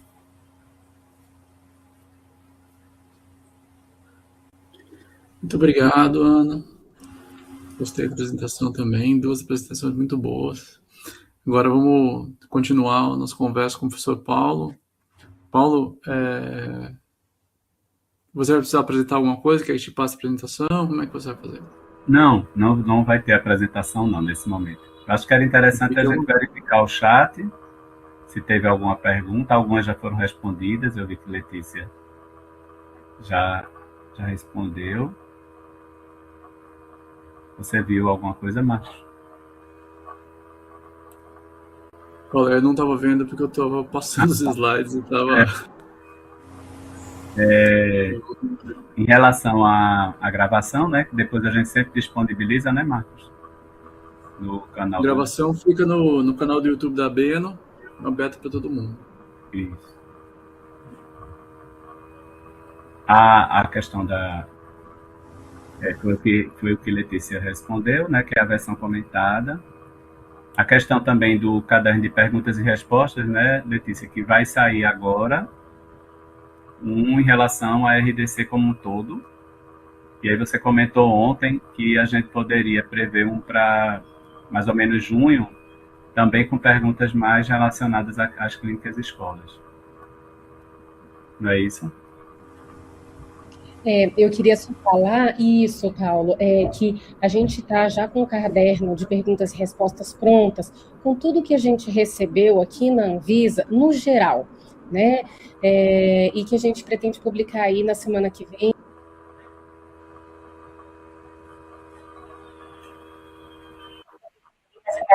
E a gente tem a pretensão de repente, responder elas diretamente para vocês, né? De repente, até em conjunto com vocês, né, professor? E depois incorporar essas perguntas com as respostas que a gente tiver construído em conjunto, na revisão do caderno de perguntas e respostas que a gente está pretendendo fazer a cada 3 meses. tá? Então, como nós recebemos várias perguntas, a gente pode fazer essas respostas em conjunto, e aí a gente pode, inclusive, marcar um dia específico para fazer no âmbito, né, dos nossos trabalhos técnicos aqui. Ô, Letícia, eu estou vendo aqui uma pergunta, professora Monique, a sedação, né, a parte estrutural para uso de sedação endovenosa nas escolas, que seria um consultório com pelo menos 12 metros quadrados, possibilidade de evacuação de emergência. Algumas escolas fazem isso, consultório com 1 ou 2 paredes de vidro para a observação de outros alunos. Eu vi também salas com filmagem e transmissão simultânea em auditórios.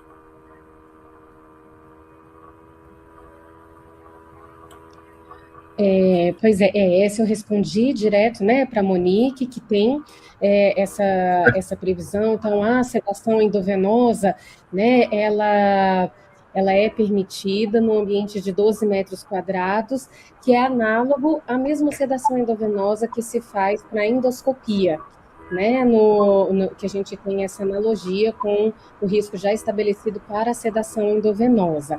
E eu acho que a Soraya perguntou aqui se existe algum exemplo, né, de pactuação baseada em análise de risco feito com vigilância sanitária local.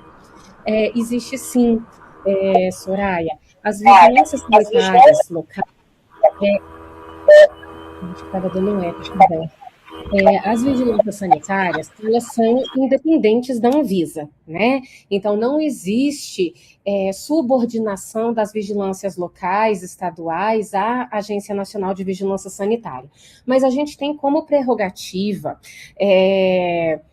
de ação, inclusive fiscalizatória, na vigilância sanitária, o TAC, o Termo de Ajustamento de Conduta. Ele não era permitido antes, né? A gente tinha só as infrações sanitárias na 6437, intimações, etc.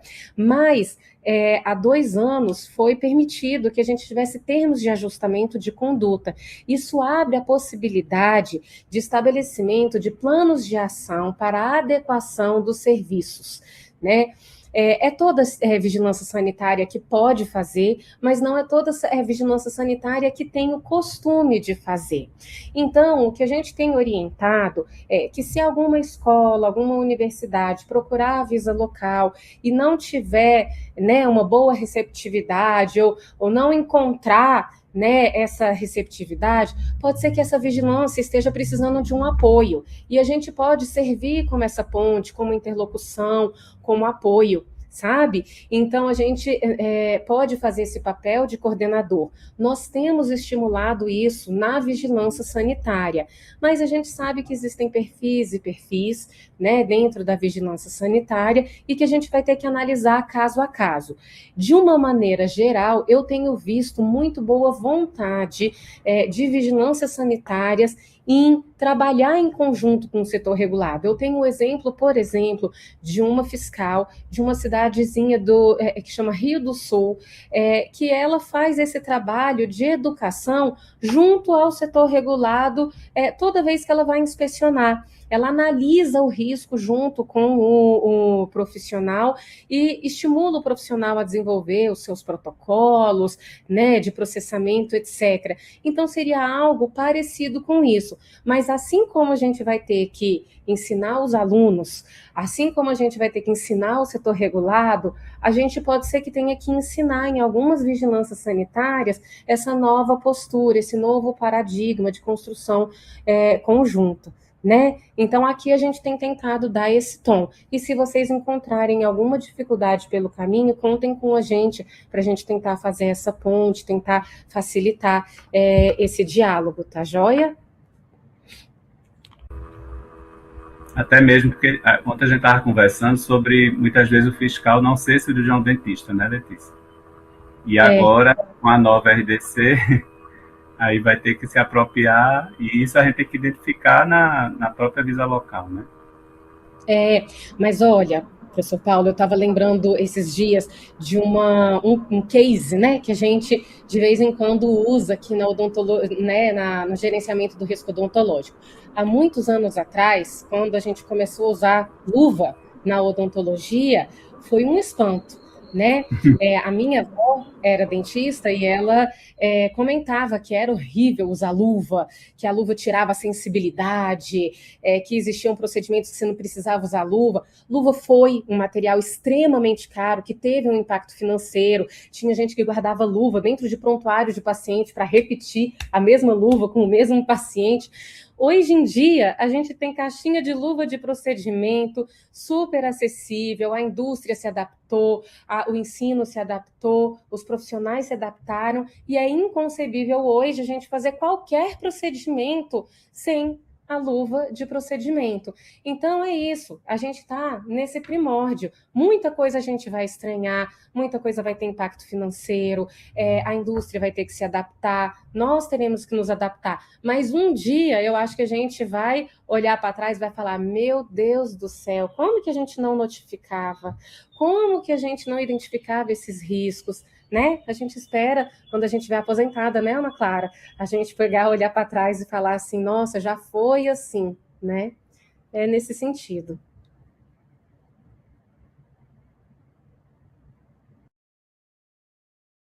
A professora Soraya está intensificando, né, essa necessidade que foi abordado na sua fala sobre esse novo, né, esse responsável técnico é diferente do responsável técnico que é registrado pelo conselho, né, no conselho, e para que se tenha realmente uma comissão, né, de gestão de risco em saúde. Eu acho que esse foi o grande momento agora com esse webinar, a gente tomar essa consciência, né, que não é só um checklist estrutural que a gente vai ter que se adequar.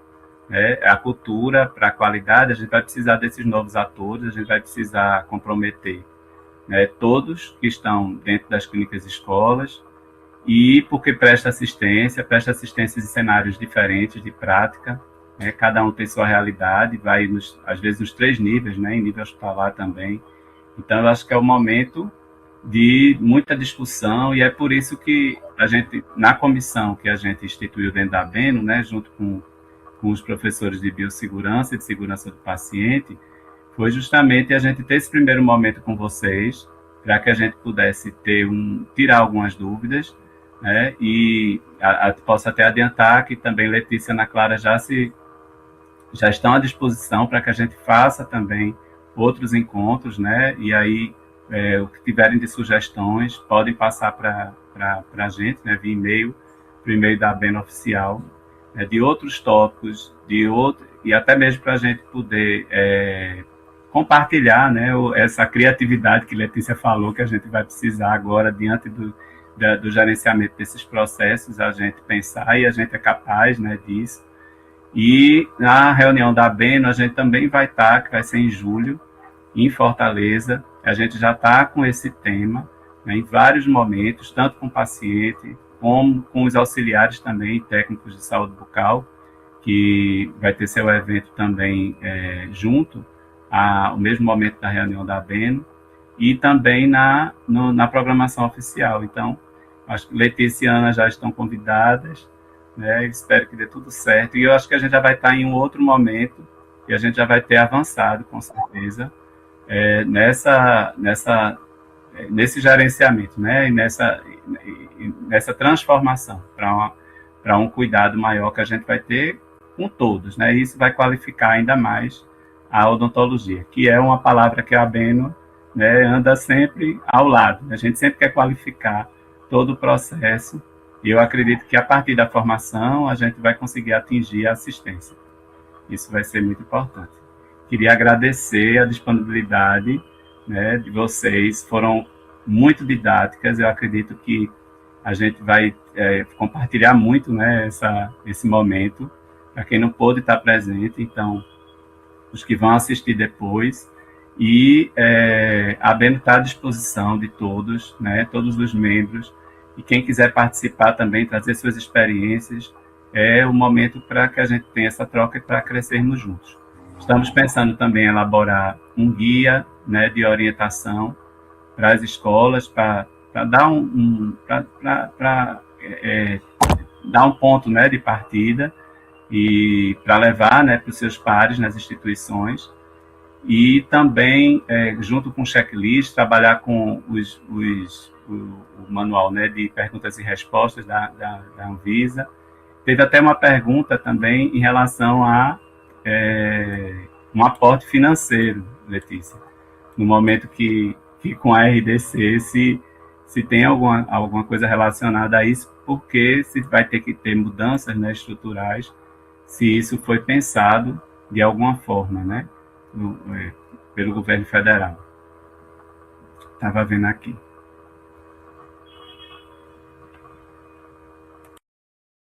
É que eu respondo essa agora, Paulo? Sim. Então, quando a gente faz uma normativa, a gente faz uma análise de impacto regulatório. E essa análise de impacto regulatório, ela passa, inclusive, por análise de custo-benefício e depois por uma análise do Ministério da Fazenda. A gente tem dentro do nosso processo um parecer do Ministério da Fazenda.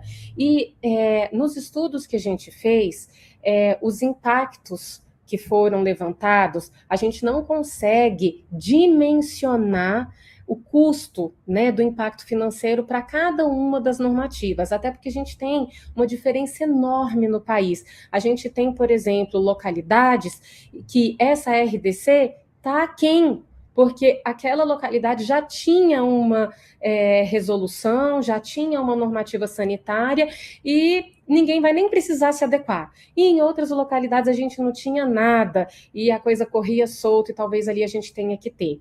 E por um outro lado, você tem o benefício que é medido em vidas salvas, impacto no sistema único de saúde, etc., que a gente também não conseguiu fazer, porque é um cálculo numérico que é indireto na nossa normativa. Mas a análise final lá do Ministério da Fazenda é de que o custo-benefício compartilhado pela sociedade como um todo justifica a implementação da norma e que a gente, então, tinha respaldo para prosseguir com a normativa conforme ela estava sendo proposta.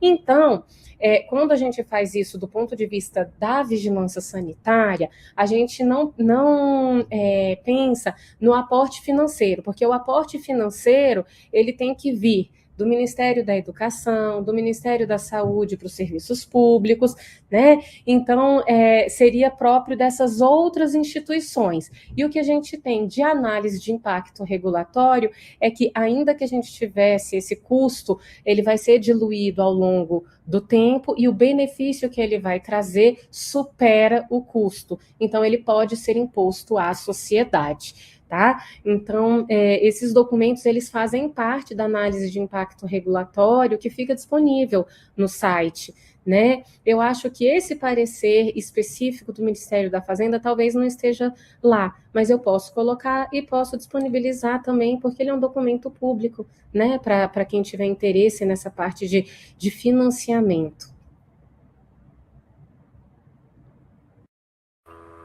Tiveram também todo mundo agradecendo, vocês devem estar vendo, né, parabenizando, e nós também, deixo o microfone, deixo aberto agora para vocês, se vocês quiserem complementar. Aí está posta a nossa reunião da Beno, em Fortaleza, né, vai ser de 30 de junho a 3 de julho, estamos todos convidados, Dani está aí. Opa, eu queria aproveitar o finalzinho aqui. Sim. A Ana e a Letícia estavam citando os Never Events. Sim. Estavam conversando sobre o que aconteceu no NHS lá na Inglaterra. Eu lembro de presenciar conversas dos professores, e para eles isso é muito sério, né? A notificação de eventos. E na clínica odontológica é um ponto crítico, porque os alunos estão aprendendo, então a chance de acontecer é enorme. Então, eles estão convidados o tempo todo. Eu não sei se dentro da discussão chegou esse tipo de análise ou alguma coisa que a gente pode conversar mais pra frente, mas eu lembro de alguns pontos, como eles diziam assim, que um dos principais fatores era a proporção de professores por aluno ou tutores por aluno na clínica. Os problemas aconteciam quando o professor estava tomando conta de um aluno ou atendendo alguém e o problema acontecia nas costas ou num aluno que ele já tinha acabado de passar. Outra coisa que mencionavam muito era quando eles usavam um sistema de controle eletrônico e às vezes os sistemas eram vinculados e às vezes eles não eram vinculados. E aí o problema às vezes nem era o never event, era quando o aluno ia repassar a informação e marcava aquilo de forma errada e passava como se o tratamento tivesse acontecido errado. Outra coisa que acontecia bastante era quando um aluno em uma clínica fazia o diagnóstico, fazia todo o preparo, dizia como é que tinha que ser o tratamento, mas quem fazia o tratamento era outro aluno. E às vezes a anotação estava errada por um ou por outro, e talvez o evento nem fosse errado, acontecia alguma coisa errada naquela transmissão, ou o aluno primeiro fez o diagnóstico e colocou o número do dente errado, por exemplo, e o segundo vai de olho fechado e faz o tratamento errado, né? Ou então fez a passagem completamente errada. E a outra coisa que acontecia muito, e isso aí já não era nenhum problema tanto do funcionamento da clínica, mas era mais da mentalidade, era quando você tinha alunos que tinham medo de relatar aquilo, que aquilo tinha acontecido, por medo de ser reprovado, por medo de não saber o que ia acontecer ali para frente, né? Então são algumas coisas que a gente vai ter que começar a trabalhar com o tempo no dia a dia, né, dentro da universidade. Excelentes exemplos, Marco. É justamente isso, né? São fatores que são negligenciados, né? Só que é como quando a bomba explode, né? Ocorre o evento adverso. Mas os fatores já estavam ali, os fatores de risco, né? E não estavam sendo, o risco não estava sendo gerenciado. Então, é muito sério mesmo. E, assim, é algo que eu acho que a gente tem que, né, realmente se dedicar a isso agora, né? Porque são as recomendações internacionais, a gente vê que em outros países tem sido feito, e assim, eu fico muito orgulhosa de estar fazendo parte dessa iniciativa, porque a gente tem o NHS lá, né, que tem a lista, tem o Never Event, temos alguns observatórios, né, no Chile, na Argentina, mas assim, iniciativa nacional, né, de grande porte é a da Anvisa, né, Brasil. A gente já tem uma odontologia de qualidade, e eu acredito que a gente vai ter agora subsídios, né, evidências, né, para que a gente possa ter essa melhoria contínua dessa assistência prestada. Então, isso é algo muito, muito bom, assim, que a gente tem, como a Letícia já falou, e é a longo prazo. A gente sabe que é um longo trabalho, que vai ter que trabalhar essa sensibilizar, né, os profissionais, alunos, professores, e não vai ser trabalho de uma disciplina só, é algo que tem que acompanhar toda a graduação, né, para que ele tenha essa prática na sua rotina, e aí leve para a sua vida profissional. Então, eu acredito que lá na frente a gente vai ficar muito feliz em ver os frutos desse trabalho. Muito bom, Ana. Dani, vou passar a palavra para você de novo. Você possa fazer as próximas. Peraí, tem uma pergunta. Desculpa, Dani. Camila, você quer escrever ou quer fazer a pergunta com áudio? Fique à vontade. Oi, boa tarde. Ao prazo de esterilização, né, que eu acho que foi em dezembro, né, teve algumas orientações sobre o aumento do prazo, né, de consultórios de 6 meses, dependendo do armazenamento. Para a clínica escola, já tem algum parecer de como vai funcionar? Eu não sei se eu acabei entrando depois, se foi falado alguma coisa sobre o assunto. Oi, Camila. Não, a gente não abordou nenhum aspecto técnico direto, não. O prazo de validade da esterilização, a gente colocou 2 possibilidades. Que o serviço, e aí a gente pode entender a clínica escola como também um serviço, tá? Estabeleça o seu prazo, né, a partir da validação do seu processo todo, né, que pode ser, inclusive, superior a 6 meses, porque a gente sabe que, do ponto de vista científico, existe essa possibilidade, desde que você não tenha nenhum evento que comprometa o pacote depois da esterilização, certo? Mas, para aqueles serviços que não têm essa possibilidade de validar o seu processo, de construir o seu processo todo de esterilização e validar o seu prazo de esterilização, a gente arbitrou que ele pode ir até 6 meses. Caso uma clínica escola entenda que os pacotes ficam armazenados de uma forma que não promova segurança, ou que os alunos retirem e fiquem levando, voltando para casa, dentro de mochila, dentro de escola, e quiserem estabelecer nos seus procedimentos internos um prazo menor por segurança, é possível e, inclusive, recomendável se essa for a situação de armazenamento, né, daquele pacote esterilizado. Tá joia? Ah, maravilha, muito obrigada.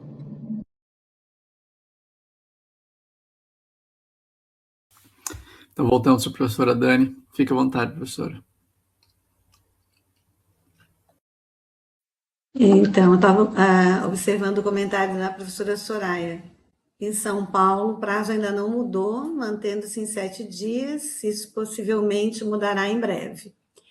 Eu quero agradecer, né, muito a disponibilidade, eu sei que vocês estão sendo bem requisitadas. Nós estivemos, né, juntas no CIOSP, também a Liliana Donatelli está aqui conosco, promoveu grandes discussões. Vimos o interesse da Associação Dentária, né, meu Deus, Dental Safety, né, American Dental Safety, o interesse por esse movimento no Brasil. Então, um orgulho imenso do trabalho de vocês e como representantes da Anvisa. Reforçar as palavras que eu já ouvi muitas vezes, eu sempre ouço dessa maneira o que vocês nos dizem.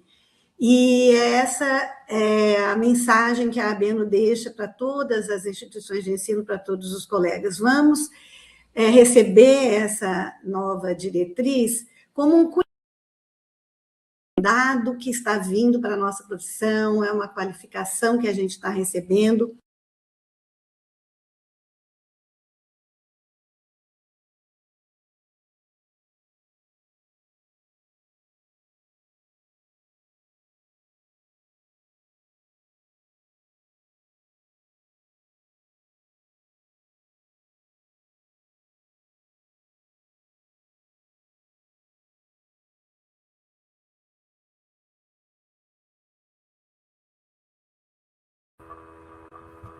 Professora Daniela, tem um problema lá, caiu. Vou fazer o seguinte, vou aproveitar esse momento, deixar um minutinho para a Ana, um minutinho para a Letícia, um minutinho para o Paulo, para vocês possam fazer as suas palavras, para fazer um fechamento. Mônica, eu gostaria de fazer uma pergunta, gostaria de... Não? Então fiquem à vontade, professores.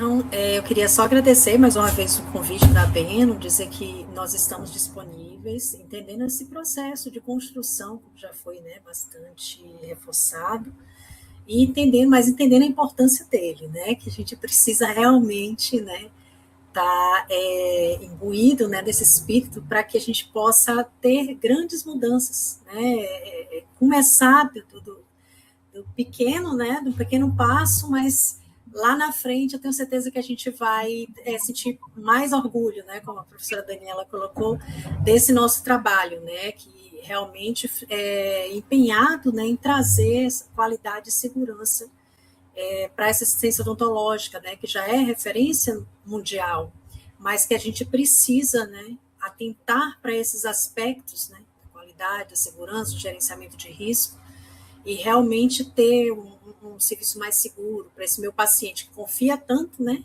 nas nossas, se põe em nossas mãos, né, para que esses cuidados sejam seguros e que não tenham danos desnecessários, mas que a gente possa ter isso em mente e trabalhar nesse sentido. E a gente está à disposição de vocês para isso. Muito obrigada. Muito obrigado, Ana. Letícia, fique à vontade. Eu também só tenho a agradecer, né, essa oportunidade que a Beno nos traz de continuar essa construção em conjunto e nos colocar aqui à disposição para continuar trabalhando, né, por essa odontologia que a gente gosta tanto. Obrigada. Eu agradeço muito a vocês duas pela disponibilidade, por representar aqui a Anvisa e sobre esse assunto que é tão importante para a odontologia. Vou deixar a palavra para o professor Paulo, Mônica, Soraya, se vocês quiserem falar alguma coisinha, e depois a gente fecha com a professora Dani. Quero agradecer também a participação, né, o convite, o aceite de Ana Clara de Letícia, como eu já falei. Em janeiro a gente viu, ela estava em todos os lugares, né, Arena do Conselho Federal, também trabalhando com o Ministério da Saúde, a gente teve o lançamento do comitê, então, e eu continuo vendo o brilho nos olhos, né, acreditando que vai avançar.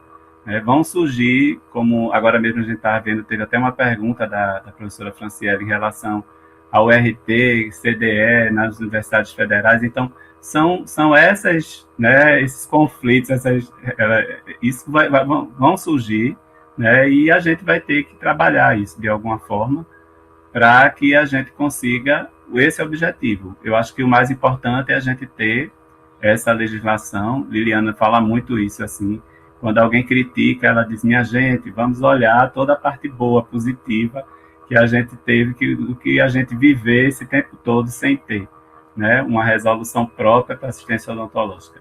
Queria agradecer também Mônica, Soraya, né, que está trabalhando assim, desde o ano passado, participando também, né, da consulta pública, todo esse bastidor até chegar, né, a resolução saiu em tempo recorde. Eu também quero agradecer ao trabalho de vocês. Vocês sempre falam, é uma equipe pequena que tem na Anvisa, né, mas que tem um processo de trabalho que a gente vê que dá resultado.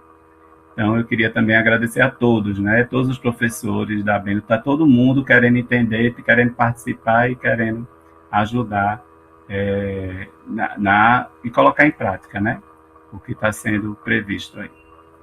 Então, Mônica e Soraya, se quiserem falar alguma coisa, fica à disposição.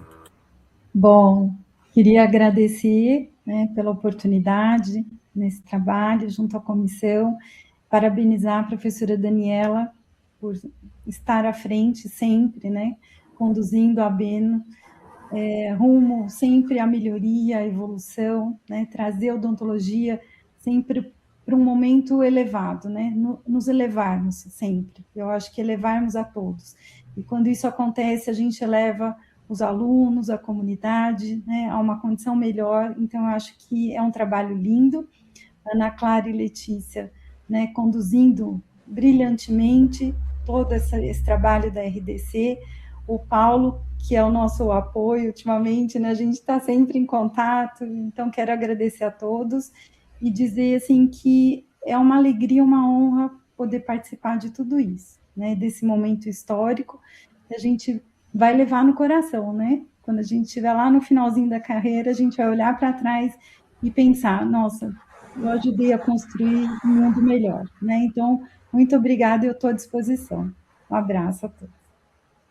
Eu também quero agradecer, né, sempre a oportunidade de colaborar, agradecer a Letícia e a Ana Clara pela disponibilidade sempre, inclusive pessoal, né, a gente manda perguntas e elas respondem com a maior prontidão. Eu acho que isso é uma parceria importante para um momento importante, né, então a gente realmente está participando de uma reviravolta na odontologia, num marco. Eu falo sempre que isso foi um presente para a gente, eu considero, né, a normativa um presente, porque realmente vai mudar a visão da odontologia frente à segurança do paciente, aos pacientes, à estrutura, e é óbvio que isso começa na formação, né, dos profissionais, que é na universidade. Então, a parceria com a Beno é super importante, é super proveitosa. A gente está estudando bastante, né, para poder contribuir ainda mais com a implementação e com a construção da educação, né, porque a educação é que salva, eu acredito nisso. Então, quando você educa as pessoas, aí você cria, né, uma mentalidade diferente para encarar.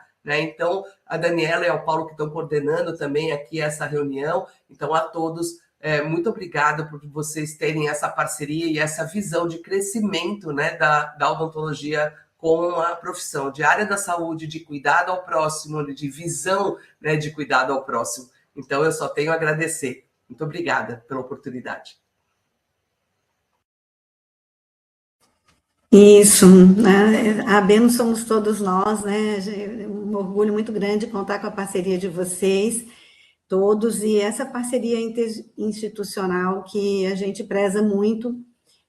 Já fiquei aqui com mil ideias na cabeça, a Letícia e a Ana Clara também, cheias de ideias, cheias de folders, de guias e de cursos. Eu penso que a Abeno,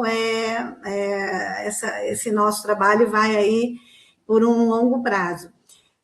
Dizer que a gente fez, a iniciativa do professor Marco, um Google Forms para entender quais eram as demandas da comunidade para esse espaço do SIG, e esse tema da RDC ganhou o primeiro lugar, assim, disparado.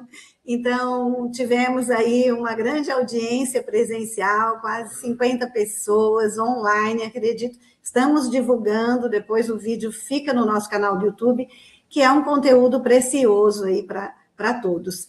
E Fortaleza às espera, Ana Clara e Letícia, o tema está desde o pré-evento até o último dia, está nas plenárias, está em oficinas, está em reuniões paralelas. Então, as professoras, a comissão terá muito trabalho, todo mundo imbuído aí de seguir discutindo, né? A gente sabe que é um tempo limitado, mas já foi muito valioso. Obrigada por isso e contem sempre com a Abeno. Um abração, desculpe que eu caí aí, né? Mas acontece. Paulo Marco, deixo com vocês para encerrar. Então tá bom. Dani, muito obrigado pelas suas palavras. Agradeço novamente a Ana Clara, Letícia, Paulo, Mônica, Soraya, pelo trabalho de todos. E vamos continuar, né? Eu vou pedir para a Duda deixar aberto o Forms, então se alguém tiver mais alguma ideia, alguma vontade, acha que algum tema precisa ser tratado, esse é o momento, é o canal de conversa com a gente, para que a gente traga alguém interessante que nem a gente trouxe hoje. Muito obrigado, uma ótima tarde a todos e nos vemos mês que vem. Obrigada a todos. Tchau, tchau.